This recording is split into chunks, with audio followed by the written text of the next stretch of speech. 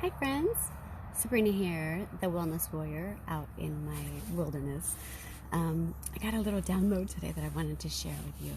You know, in a world like we have right now, it's easy to get caught up in the surroundings of what's going on and have it kind of overtake us with everything.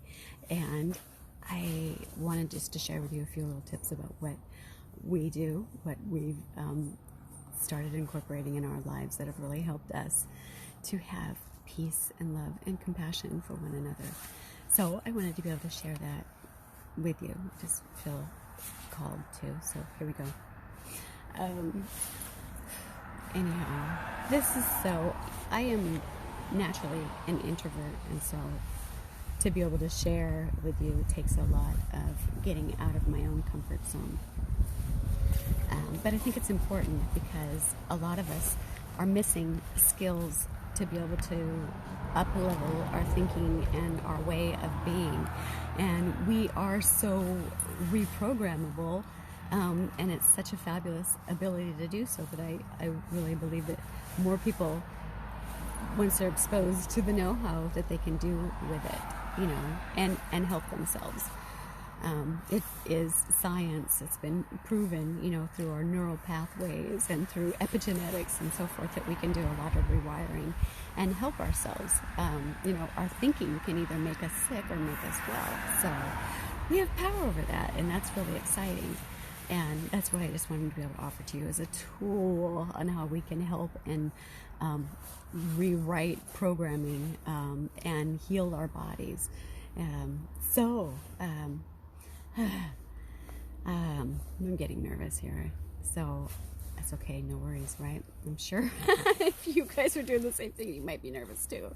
But anyways, my point was, in order to know what you don't want or what you stand for in life, it's kind of good to figure out what you don't want in life. So as you come across things that feel icky, you can know that you want the opposite. So with that, you can plant your thoughts, you know, get a decree in the morning of how you want to wake up and spend your day with your family. We decided, because we didn't like the anxiety and everything that was going on, we decided what we were going to focus on and what our family was going to stand for. And so we could come together in the mornings and stand for that. Instead of all the ick that was trying to get us from the outside world, we knew what we stood for. You know, we want peace and love and compassion in our homes, and we want to be able to treat each other with respect and love and kindness. You know, the more we are able to give that to one another, the more fulfilled we will be, and the further our bubble will be able to help others, you know, because of our actions and our responses and how we are, just even the habits that we create, you know, with our thinking. And that's the thing, you know, what comes out of our heart. You know, a lot of times if we're thinking bad thinking, we're going to have nastiness happen. So it's really important we all get in check with one another and mostly ourselves. It is, you know, impossible to get anything from the outside really that's going to make us feel whole and complete. So we really need to, you know, dig deep, like I've always been saying, dig deep into our pain points, into our trigger points, into our uncomfortabilities, and find out what it is there that is really driving the situation. You know, and don't be afraid to communicate about it and you know, work through it. This is the reason why we're here as problem solvers, is to make sure that we get down to the meat of it. So like I was saying, knowing what you don't want, you can figure out real quick what you want, and then you can focus on getting that. And then by being able to just focus on, by having a mission and knowing what you're focusing on, when anything else that comes in that is not of that mission, you can recognize it. This is not in our create mode. We get to create or destroy our visions. You know, the same thing with our old patterns of behavior and thinking. You know, I'm grateful to be able to recognize when I get stuck in an uncomfortability, and I can say, hey, well, look, here's a learning point, and why is this bothering me? You know, it's fabulous to have these things still pop up. Someday, maybe, I don't think so, because I think that we will always be growing, and then there's always going to be one trigger or another. But the good thing is that by, you know, learning to recognize things, by just looking deep into the things, the uncomfortable stuff, we stretch that muscle and it doesn't become hard for us anymore. We get to say, hey, this is not a problem, and overcome our hurdles much easier. Just through our behaviors, we can handle things with love and compassion and ease because we've decided that that's what we're going to do. I had so much I wanted to share with you, and I didn't want to get off topic. And I don't even know if I've so much to share. So I think it's really important. Like I said, our family is coming together and deciding what we want and what we stand for. Most importantly, that's awesome, but getting in check with myself. I wasn't able to kind of brainstorm that until I spent time with myself in the morning and with my devotions, and then furthering my my skills, learning further deep into the groups, my study groups, and figuring out more ways to bring our family together, especially in these times, and make sure that we are able to stay united and keep each other boosted and uplifted and living in joy, and enjoying our lives regardless of what is coming around and about from us, because regardless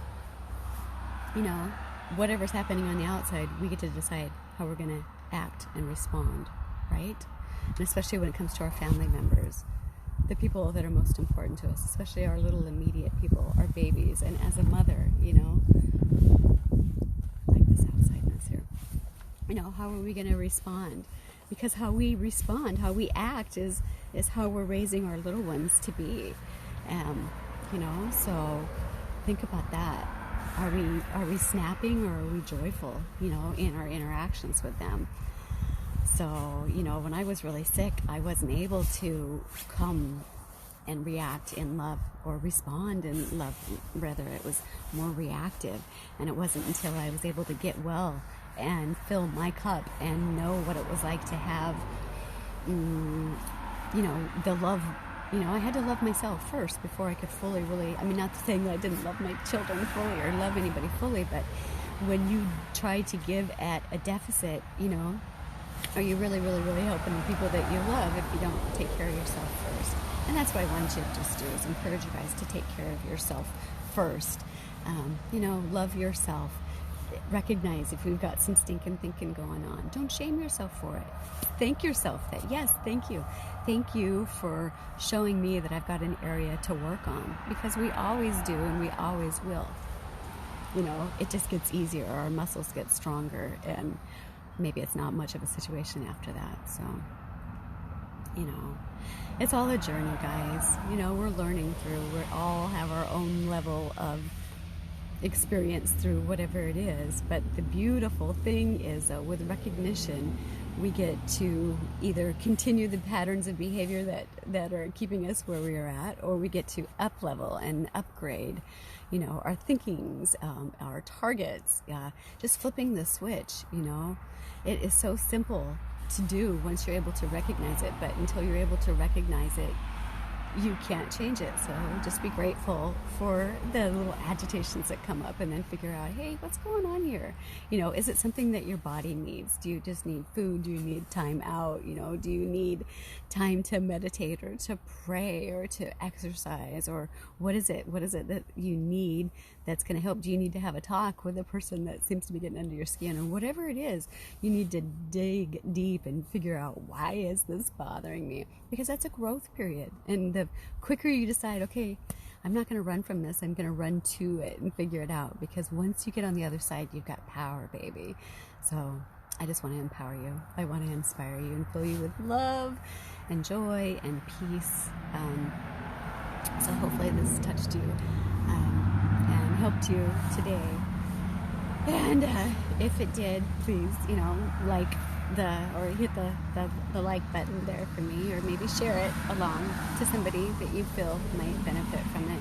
And if you'd like to follow along in our health journey, my spiritual journey here, the journey to wellness, be sure to like and subscribe, and hit me up, message me, and say, follow along.